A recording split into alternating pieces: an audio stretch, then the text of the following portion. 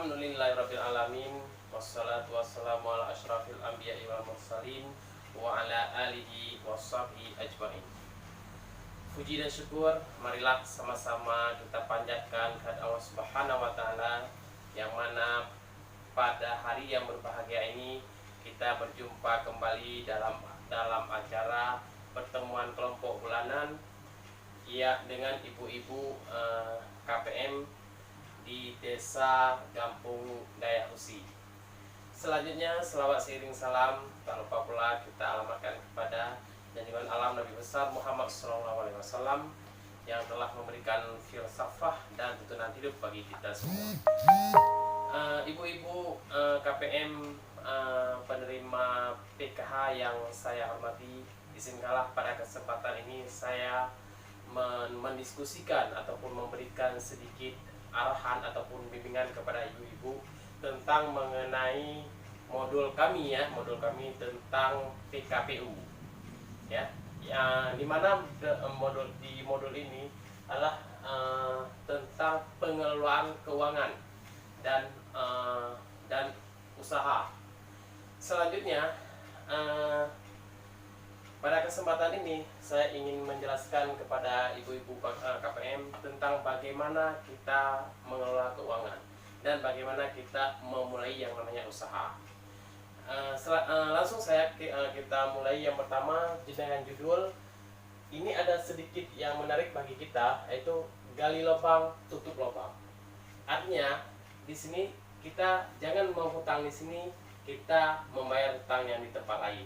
Dan jangan kita mengutang di tempat lain, membayar hutang di sini. Itu namanya gali lubang, tutup lubang. Oke, selanjutnya ada beberapa rencana yang ingin kita diskusikan, ibu-ibu. Yang pertama, rencana dan kendalikan. Itu otomatis di sini keuangan. Yang kedua, penggunaan uang bersama keluarga. Dan selanjutnya, biasakan menabung dengan disiplin. Selanjutnya, pertimbangkan dengan matang sebelum memutuskan untuk berhutang. Ini 3 poin ini adalah suatu permasalahan dalam kehidupan kita sehari-hari tentang pengelolaan keuangan. Ya, ini ada yang pertama, ada keuangan, ada ibu. Ini otomatis ibu ini adalah seharusnya bendahara, ya, bendahara dalam mengatur keuangan rumah tangga. Kalau si bapak-bapak itu bukan bendahara namanya, itu bos. Kita kasih uang 10.000, 20.000 nggak cukup.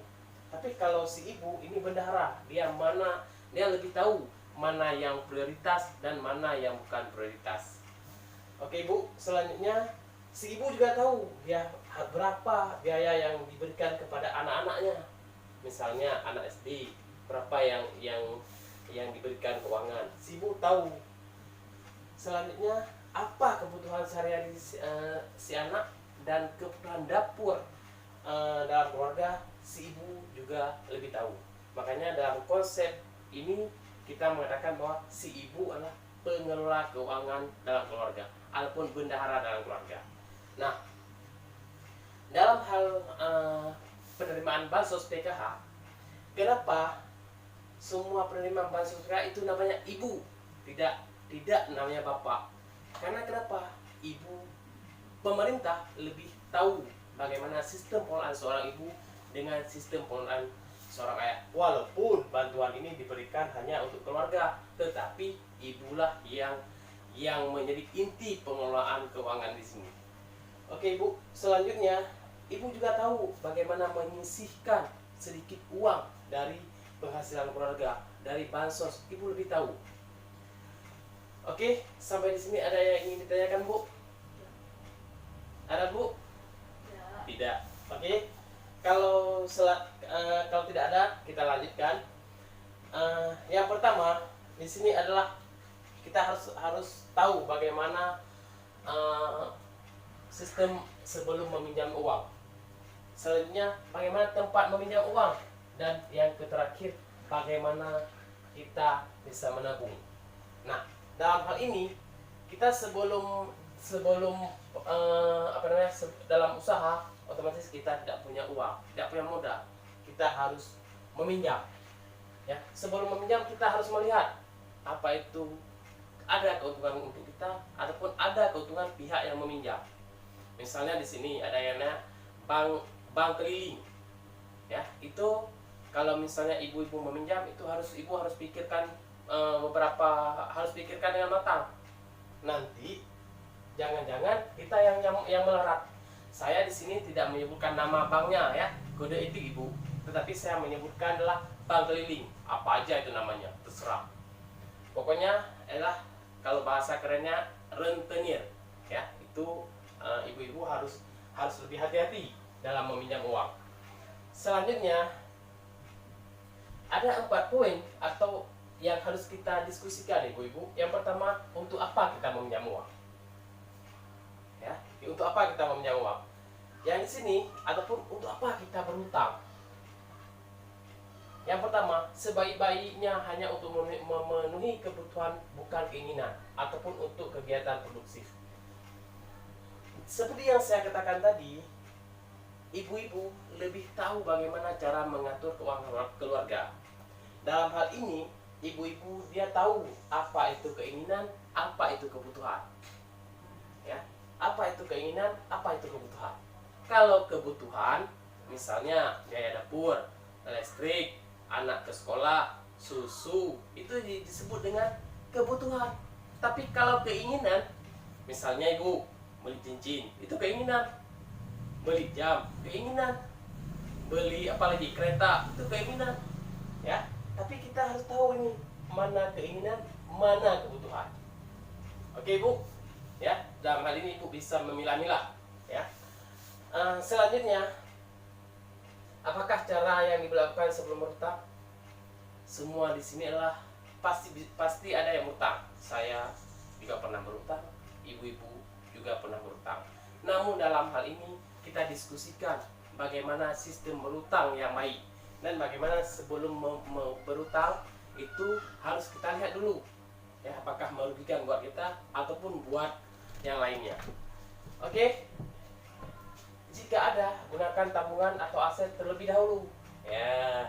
Gini ibu, misalnya ibu mempunyai sedikit tabungan ya, ataupun ada satu cincin ataupun ada apa saja yang namanya aset. Kalau ibu lebih baik menggunakan aset tersebut ketimbang ibu harus mengutang. Kalau misalnya di rentenir itu kita utang 1 juta, bayarnya bisa 1.100.000, bisa 1.200.000. Tapi kalau aset yang kita gunakan itu tidak harus membayar. Nanti aset tersebut kalau keuntungan ada buat kita, bisa kita ganti dengan yang lebih bagus. Oke ibu, selanjutnya berapa besar kita perlu meminjam? Ya, berapa besar kita harus perlu meminjam uang? Ya, kita di sini harus melihat dulu mana yang menjadi prioritas, mana yang tidak. Kalau misalnya ibu-ibu meminjam hanya untuk keinginan, itu saya rasa tidak usah. Lebih baik ibu menahan diri daripada harus berutang, daripada harus meminjam uang. Tetapi kalau memang kebutuhan mendesak, itu boleh ibu meminjam ataupun ibu berutang. Udah, selanjutnya kemanakah kita dapat meminjam? Ya, di sini ada yang namanya perbankan, ada yang namanya koperasi dan sebagainya. Ibu-ibu harus jeli, ya harus jeli. Misalnya meminjam dengan total pembayaran yang paling murah, seperti yang saya katakan tadi, misalnya di tempat A dalam waktu ibu 1 tahun pengembaliannya, misalnya ibu meminjam 1 juta, tapi dalam waktu 1 tahun pengembalian 1.200.000. Di tempat yang satu lagi dengan waktu yang 1 tahun juga pengembaliannya 1.100.000. Berarti dalam 1 tahun sudah hemat 100.000. Berarti ibu harus memilih tempat yang B. Itu pandai-pandai ibu, ya. Pandai-pandai ibu, saya hanya bisa memberikan sedikit arahan mana yang harus diuntukkan untuk ibu-ibu.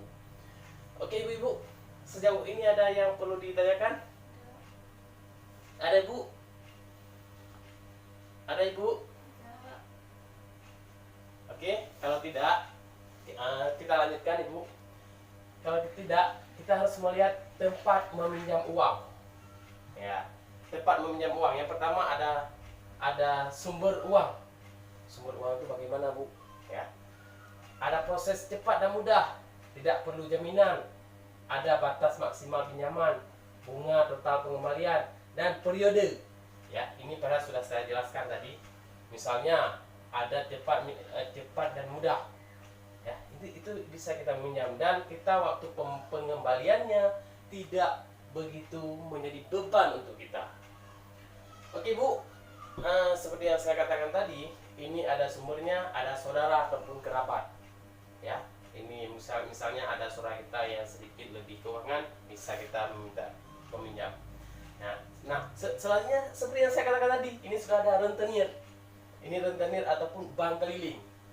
Ya, ini ibu-ibu, saya peringatkan kepada ibu-ibu, kalau tabungan PKH ataupun uang PKH itu ibu-ibu jadikan sebagai jaminan untuk bank keliling ataupun untuk pinjaman, ini ibu sebagai penerima PKH harus kami evaluasi. Ya, penggunaan uang PKH tidak untuk rentenir ataupun bank keliling. Dia hanya diprioritaskan kepada anak-anak sekolah, balita, ya, kesehatan, itu yang diprioritaskan, bukan untuk membayar hutang. Ya, ini saya ulangi sekali lagi, penerima bansos PKH itu jangan untuk membayar hutang, tetapi dia adalah untuk keperluan sehari-hari, misalnya pendidikan, kesehatan, dan sedikit menabung, ya, seperti judul kita. Oke, Ibu, selanjutnya ada koperasi, ada bank pasar, ya. Ini mungkin mudah. Ini ada daerah-daerah yang ada bank pasar, ada yang tidak. Oke, selanjutnya Ibu-ibu, kita ada sampai di sini ada yang ingin ditanyakan, Ibu-ibu? Ada, Bu? Tidak. Kalau tidak, selanjutnya kita lanjutkan ke sesi yang selanjutnya, yaitu tempat menabung. Ya, tempat menabung. Ini kalau tempat menabung, walaupun tidak kita jelaskan, Ibu sudah tahu di mana tempat menabung yang baik. Apakah tempat menabung itu kita kasih uang untuk suami? Tidak, itu otomatis bukan tempat menabung, ya Ibu-ibu ya. Oke, yang pertama tempat menabung itu ada namanya rumah celengan, ya. Rumah celengan ini bisa diambil sewaktu-waktu, ya. Selanjutnya tidak ada risiko yang dicuri. Oke, selanjutnya sekolah anak. Nah, ini misalnya tabungan di sekolah anak. Udah. Selanjutnya tempat arisan. Ini tergantung, Ibu ya. Kalau misalnya di tempat kita, Ibu-ibu ada ikut arisan nggak? Tidak. Oh, kalau tidak ada arisan, tidak perlu kita bahas, ya Bu ya. Selanjutnya simpanan pokok. Nah, misalnya ada PKK. Ada di desa-desa ada yang namanya program PKK, itu yang difasilitasi oleh Ibu Besi. Ini bisa Ibu melakukan simpan minjam. Ini otomatis aman, ya. Selanjutnya ada koperasi. Ini yang dianjurkan. Ya, misalnya triwulan kan Ibu selalu ada pencairan. Nah, Ibu bisa datang ke koperasi untuk menabung. Dengan catatan Ibu minta yang namanya bukti tabungan. Oke, selanjutnya ada bank pasar. Ya, ini bank pasar terserah, tapi kita di sini yang lebih aman lah koperasi dan rumah celengan, ya. Oke, Bu, sampai di sini ada yang ingin kita diskusikan, Ibu-ibu, tentang cara pengelola keuangan dan pengembangan usaha. Ada, Ibu? Tidak? Sudah ngerti ya? Iya. Ya, kalau misalnya mengelola uang, semua mengerti. Oke, Ibu-ibu, sampai di sini saja pertemuan kita pada hari yang berbahagia ini. Saya mohon maaf atas segala kekhilafan dan terima kasih atas segala perhatian. Billahi taufiq wal hidayah. Assalamualaikum warahmatullahi wabarakatuh.